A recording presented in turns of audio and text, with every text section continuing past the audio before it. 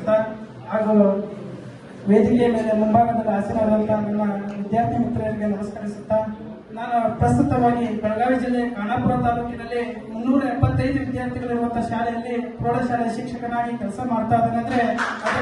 ಅಂದ್ರೆ ನಮ್ಮ ಗುರು ಯಾಕಂದ್ರೆ ನಾವು ಪ್ರೌಢಶಾಲೆಯಲ್ಲಿ ಮುಗಿಸಿ ಬಂದಾಗ ಬೇಯಿಸದೇ ಇರುವ ಆಹಾರ ಆಗಿದ್ವಿ.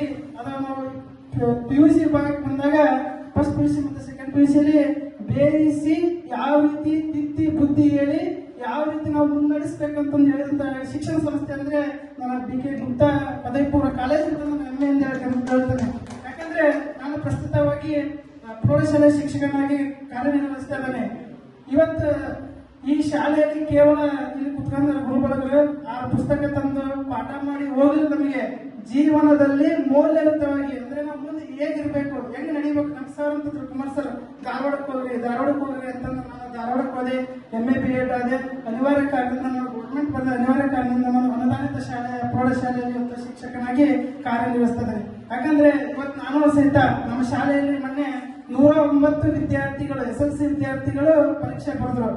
ಪರೀಕ್ಷೆಯನ್ನು ಬರೀತಾರೆ, ಪಾಸ್ ಆಗಿರ್ತಾರೆ. ಆದ್ರೆ PUC ವಿಭಾಗಕ್ಕೆ ಹೋಗ್ಬೇಕಂದ್ರೆ ಯಾವ ವಿಭಾಗದಲ್ಲಿ ಆಯ್ಕೆ ಮಾಡ್ಕೊಳ್ಬೇಕು ಅನ್ನೋದು ಯಾರಿಗೆ ಯಾಕಂದ್ರೆ ಗೊತ್ತಿರಲ್ಲ. ಯಾಕಂದ್ರೆ ಕೆಲವೊಂದು ಪಾಲಕರು ಶಿಕ್ಷಣವಂತರಿರ್ತಾರೆ, ಇಲ್ಲ ಶಿಕ್ಷಣವಂತರಿರಲ್ಲ. ಯಾಕಂದ್ರೆ ಇವತ್ತು SSLCಯಲ್ಲಿ 96, 98 ಮಾಡ್ತಾರೆ. ಆದ್ರೆ ಮುಂದೆ ಹೋದಾಗ ಅವ್ರಿಗೆ ನಾವು ಯಾವ ವಿಭಾಗವನ್ನು ಆಯ್ಕೆ ಮಾಡ್ಕೊಳ್ಬೇಕು ಅನ್ನೋದು ಗೊತ್ತಿರಲ್ಲ. ಸೈನ್ಸ್ ತಗೊಂತಾರೆ, ಕಾಮರ್ಸ್ ತಗೊಂತಾರೆ, ಆರ್ಟ್ಸ್ ತಗೊಂತಾರೆ. ಆದ್ರೆ ನಮಗೆ ನಿಜವಾಗಿ ಹೇಳ್ಬೇಕಂದ್ರೆ ಈ ಒಂದು ಶಿಕ್ಷಣ ಸಂಸ್ಥೆ ಈ ಪಾಠ ಮಾಡುವಂತ ಸಂದರ್ಭದಲ್ಲಿ ಈ ಕೋರ್ಸ್ಗಳನ್ನು ತಗೊಳ್ರಿ, ಈ ಕೋರ್ಸ್ಗಳು ತಗೊಂಡ್ರೆ ಈ ಕೋರ್ಸ್ಗಳಲ್ಲಿ ಟೀಚರ್ಸ್ ಆಗ್ಬೇಕಂದ್ರೆ ಈ ರೀತಿ ಮಾಡ್ರಿ, ಪೊಲೀಸ್ ಆಗ್ಬೇಕಂದ್ರೆ ಈ ರೀತಿ ಮಾಡ್ರಿ ಅಂತಂದ ನಮ್ಗೆ ಗುರುಗಳು ಹೇಳ್ತಾ ಇದ್ರು. ನನಗೆ ಒಂದು ಏನ್ ಅಂದ್ರೆ ನಾನೇನ ರಾಣೆಬೆನ್ನೂರಿನಲ್ಲಿ ಹೈಸ್ಕೂಲ್ ಕಾರ್ಯನಿರ್ವಹಿಸ್ತಾ ಇದ್ರೆ ನನ್ನ ವಿದ್ಯಾರ್ಥಿಗಳನ್ನು 109 ವಿದ್ಯಾರ್ಥಿಗಳನ್ನು ಪ್ರವೇಶ ಮಾಡ್ತಿದ್ದೆ ಅಂತ ನನಗೆ ಅದು ಕಾರ್ಯ ಇಲ್ಲ. ಮುಂದೊಂದು ದಿನ ಈ ರಾಣೆಬೆನ್ನೂರು ತಾಲೂಕಿಗೆ ಬಂದಾಗ ಈ ಶಿಕ್ಷಣ ಸಂಸ್ಥೆಯನ್ನು ಬೆಳೆಸ್ತೇನೆ ಅಂತ ನಾನು ಹೆಮ್ಮೆಯಿಂದ ಹೇಳ್ಕೊಳ್ತೇನೆ. ಯಾಕಂದ್ರೆ ಕೇವಲ ಇವತ್ತು ನಾನು ನೋಡ್ತಾ ಇದ್ದೀನಿ, ಯಾಕಂದ್ರೆ ನಾವು 16 ಜನ ಇರುವಂತಹ ಶಿಕ್ಷಕರು ನಾವು ನೋಡ್ತಾ ಇದ್ದೀವಿ. ಬುಕ್ಸ್ ತಗೊಂಡ್ರೆ ಪಾಠ ಮಾಡ್ತಾರೆ, ಬರ್ತಾರೆ. ಕೇವಲ ಪಾಠಗಳ ಮುಖಾಂತರ ಅಂಕ ಅಲ್ಲ, ನಮಗೆ ಜೀವನವನ್ನು ಯಾವ ರೀತಿ ನಡೆಸ್ಕೊಳ್ಬೇಕು. ನನಗೆ 45 ನಿಮಿಷ ಪೀರಿಯಡ್ ಸಿಗ್ತೈತೆ.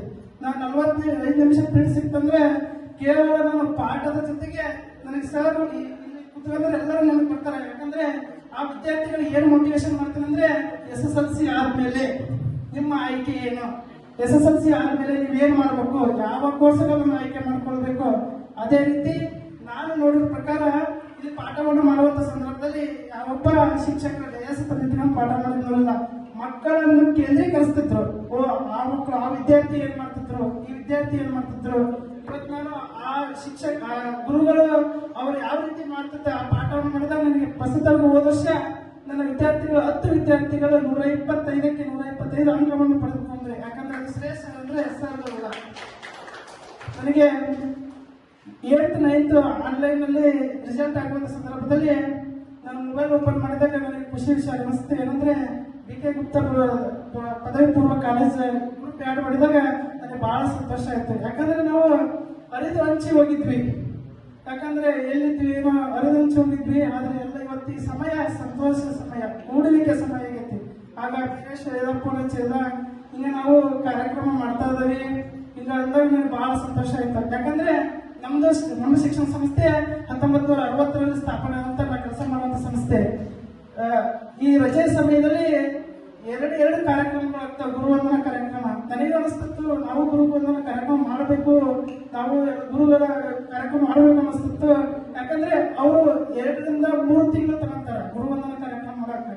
ಆದ್ರೆ ಎಲ್ಲ ಪ್ರತ್ಯಕ್ಷವಾಗಿ ಪರೋಕ್ಷವಾಗಿ ಕೈ ಜೋಡಿಸಿ ಕೇವಲ ಸಮಯ ಕಡಿಮೆ ಇದ್ರೂ ಸಹಿತ ಇಂತಹ ಅಚ್ಚುಕಟ್ಟಾಗಿ ಸಂತೋಷವಾಗಿ ಈ ಕಾರ್ಯಕ್ರಮವನ್ನು ನೆರವೇರಿಸಿದ, ಪರೋಕ್ಷವಾಗಿ ಪ್ರತ್ಯಕ್ಷವಾಗಿ ಸಹಕರಿಸಿದ ಎಲ್ಲರಿಗೂ ನಾನು ಅಭಿನಂದನೆ ಸಲ್ಲಿಸ್ತೇನೆ. ಮತ್ತೊಮ್ಮೆ ಈ ಅನಿಸಿಕೆಗೆ ಅವಕಾಶ ಮಾಡಿಕೊಟ್ಟ ಎಲ್ಲರಿಗೂ ಹಾಗೂ ನನ್ನ ಗುರುಗಳಿಗೂ ನಮಸ್ಕರಿಸುತ್ತಿ ನನ್ನ ಅನಿಸಿಕೆಗೆ ವಿರಾಮ ನೀಡುತ್ತೇನೆ. ತಮ್ಮ ಮಾತಿನ ಶೈಲಿಯ ಮೂಲಕ ತಮ್ಮ ಅನಿಸಿಕೆಯನ್ನು ಹೇಳಿದಂತ ಅಕ್ಷಯ್ ಅವರಿಗೆ ಧನ್ಯವಾದಗಳು.